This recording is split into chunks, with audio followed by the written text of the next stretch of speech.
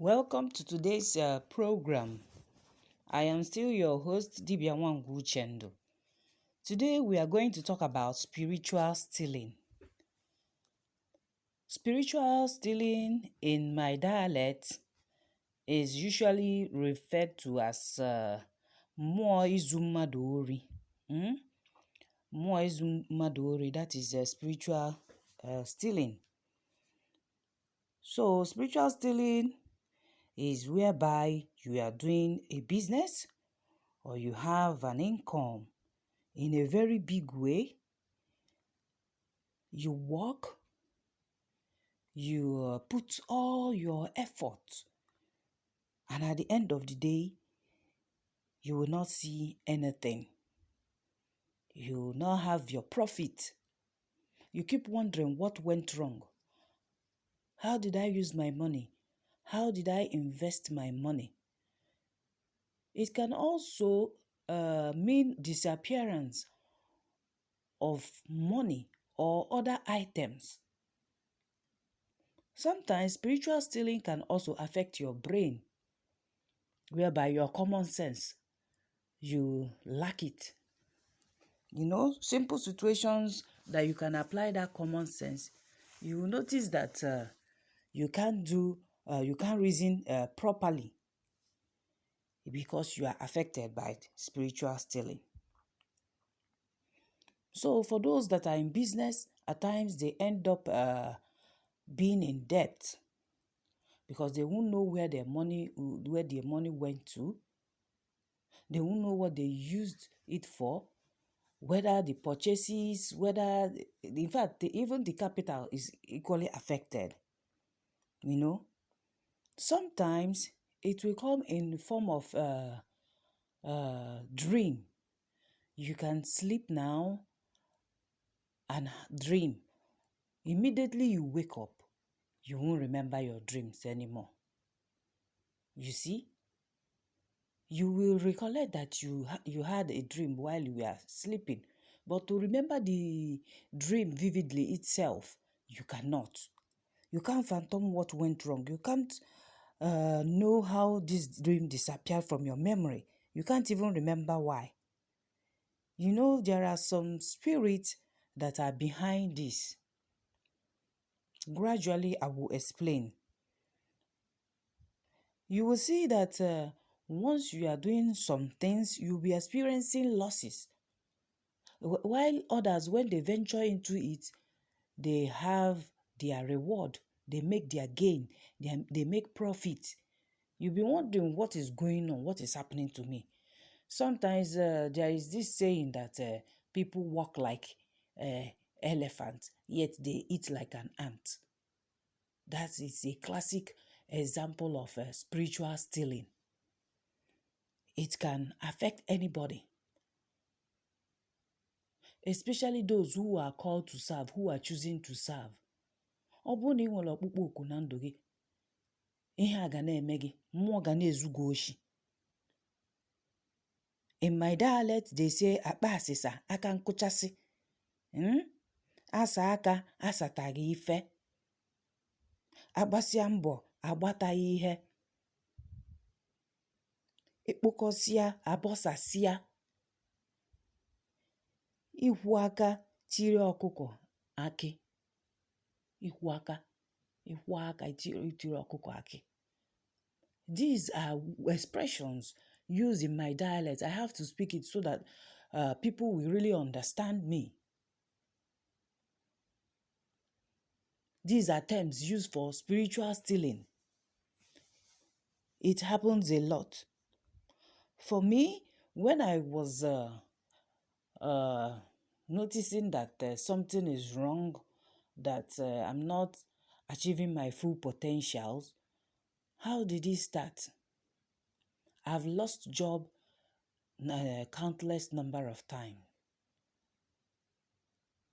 You see, when this call was being stressed, when my agu was unappeased, it was bringing calamity into my life. Reason is because I have not aligned to my life path. I have not aligned to my destiny. I have not installed and instituted my agu, the totality and the host of spirits that came to me, that came with me to this earth. I have not harnessed it. I have not given them their place. I have not accorded them their due respect. I have not even tapped into my gift at all. So I used to experience this spiritual stealing a lot. Most times I will keep things in the room and I come back to collect it. I will not see it anymore. Coming to job loss, after working for like say 2 years or 3 years, the next thing I will receive a sack letter or termination letter. I'll be wondering what went wrong. There was no query. No query was given to me. No sort of quarrel. No insubordination from me. Nothing. I keep wondering what's going on. Even when I receive the sack letter, I will ask questions. Please, I want to know what did I do wrong so that I can take correction. If it's something that I can apologize, and retain my job, of course, I will want to do that. But the the baffling reply is that, sorry, we don't need your services anymore. I will be shocked. It happened a number of times that I started asking myself question, what is it that I do wrong? What is happening to me? Who is behind my predicament? Why am I experiencing all this? It got to a point that I started becoming depressed. I entered depression because I couldn't fathom what was happening. So I struggled to come out of my depression looking for solution. That is why I always tell you to be spiritually inclined. Because everything I teach on radio is about my personal experience. And some others from other people who I have worked for, who I have attended to spiritually during spiritual consultations. You see, these are real life experiences. So for me, I had to struggle and look for solution. I started searching for solution that something is wrong. Most times, I go to places, I have not offended the person, no quarrel whatsoever. The intense hatred I will experience, I will start recalling into myself. In fact, there was a time I'm an advocate for people, someone being people-oriented. There was a time I started hiding myself away from people, from friends, even from any social gathering. I just keep to myself. I withdrew into my shell because I couldn't fathom what was happening. Now, these examples are experiences of spiritual stealing that I want you to understand very well. So, I went from church to church looking for solution. None was forthcoming. I tried as much as possible. I couldn't find the solution. Ịma nnọọ ebe ọbụla akụrụ mkpọmkpọ akụrụ aka mkpọmkpọ ụnụka, ị ga-afụ m ebe a. At a point, I lost any... Oh my God. If I remember it now, I'm still shell-shocked. Because of my experience when I was a Christian, that is why I said, oh my God. Because this is the normal exclamation that was coming out of my mouth whenever I want to find a solution to my problem. I keep saying, God, why is this happening to me? God, why is my own so different? Anybody that I know will embark on a venture and eventually it will become successful. But when I try mine, I'll be unsuccessful. I keep wondering what is wrong. ebumisi isa. Kedu ife ndị ọzọ na-eme ma na-eme ademe ọfụma? You know? Then at a point in time, flashback, I had to flashback now, when I was in the university. I was supposed to graduate with my own set. Unfortunately, I couldn't. Out of the blues, a lecturer just victimized me, gave me 4 Fs during my final year. In fact, it was the straw that broke the camel's back. I kept on wondering, what have I done to deserve this? I am not a lazy student. I am not. I'm not the most dullest. I can't even understand. I had to go and question the lecturer. Sir, please, I did so well. Can you please bring my script? I want it to be remarked. I don't understand that. Does it mean that even... Oh, if I remember it. Those were signs, neon signs for me to know that I was experiencing a spiritual stealing, that something was wrong, and some forces were calling my attention. They needed my attention. But I was so carried away. I was still so involved in Christianity that I kept believing in God. Don't mind me. Yes, you keep on believing in God, not striving to come out of that your comfort zone, come out of that your state of slumber, to look for solution in the traditional way. That is why I am an advocate of Ordinary Igbo spirituality today, because I want people to learn from my own personal experience. I kept on believing and hoping in God. I kept on reading Psalms. I kept on reading Bible. I kept on fasting. I kept on praying. I kept on going to church, keeping vigils, sleeping in church, spending the rest of my days in the church. Okay, working for people too, working for God, cleaning and the rest of it, sweeping the church compound. Because I was ignorant of my call. Because I was ignorant that I wasn't called to serve in the church way. And there is nothing like serving in the church way, please. Because I will always tell you to investigate, research about your lineage. Many people come from spiritual ancestral lineage. Why I say spiritual ancestral lineage is because that aspect of spirituality means that Chineke bestowed a certain gift of the spirit in that family.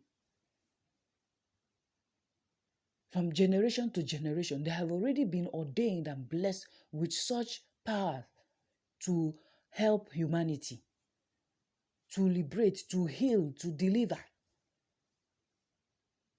a lot of people that are in problem. Forget about imported Christian religion, because I will always tell you the truth.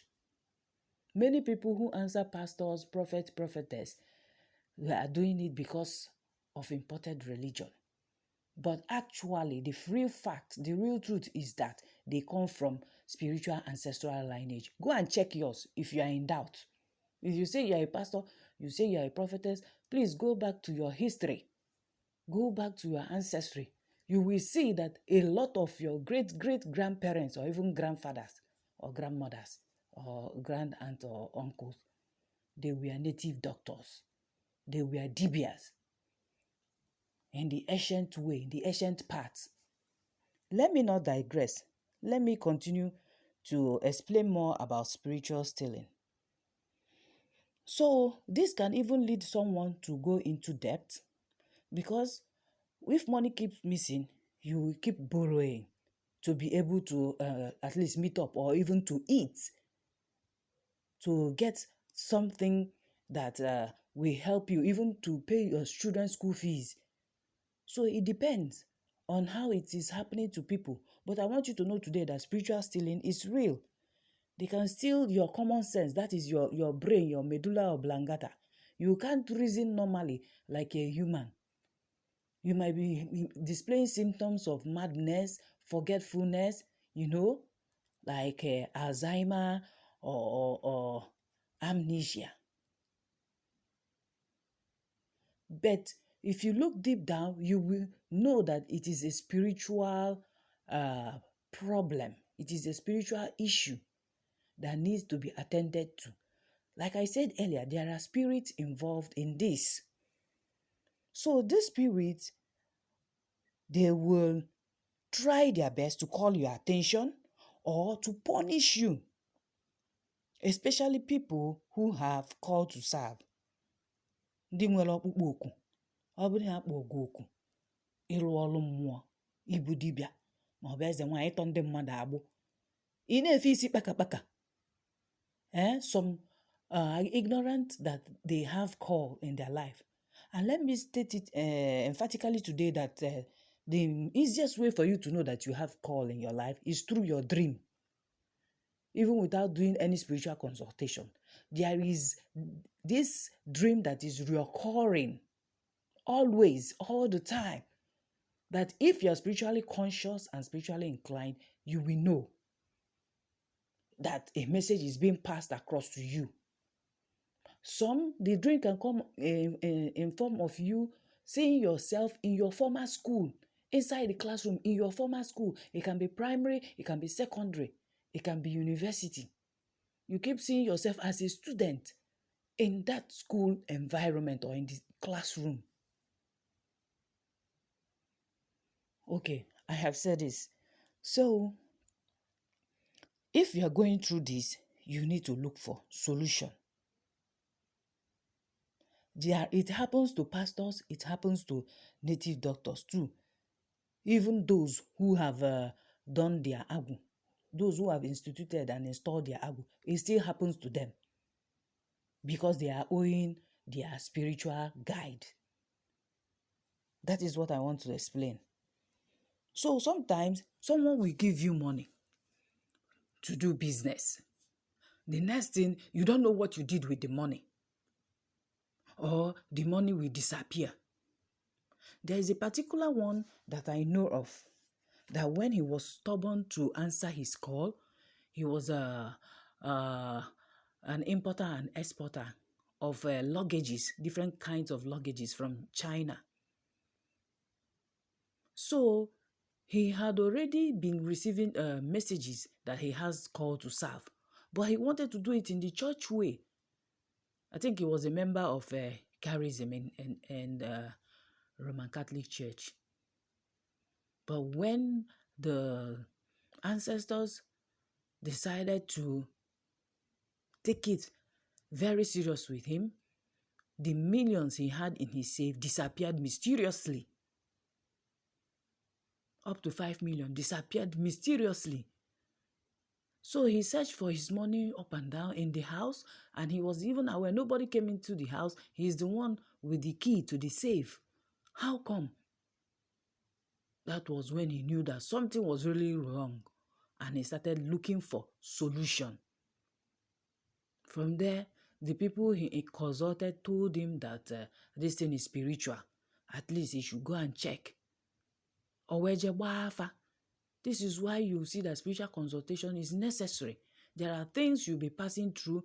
You don't have to keep it to yourself. Just take your time to look for a good dibia and do spiritual consultation to know the best way to solve your problem. Everything is not book knowledge. Everything is not sitting down to shout, I receive it, I tap into it. Or you will sit down and start asking God, why? Why me? Why me? Why me? So when he took that bold step and went the traditional way to ask questions, he was told that, oh, dibia kobu, na dibia malia. So the people that stole your money are your spiritual guides, that they need your attention urgently, else he will suffer the consequences. Sometimes they have to use force because you are being stubborn. You are being, the person is being obstinate.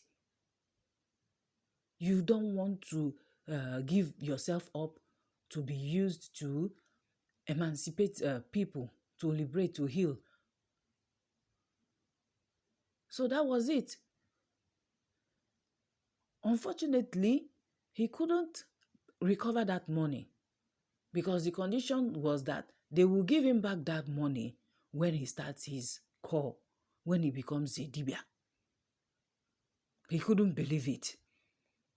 He was saying that where he did consultation, that they were lying to him. He went elsewhere, same thing. He went up to like 3 places. They were still telling him the same thing. That something he had in his possession was withdrawn from him until he answers his call. That was how he had to go and start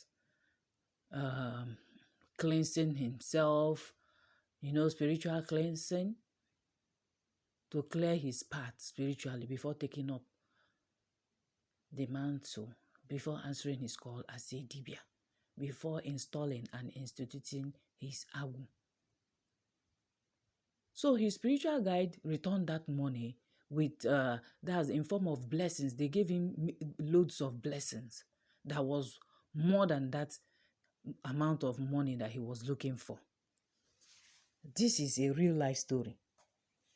So more in are they stubborn? More ga-eme gị ife.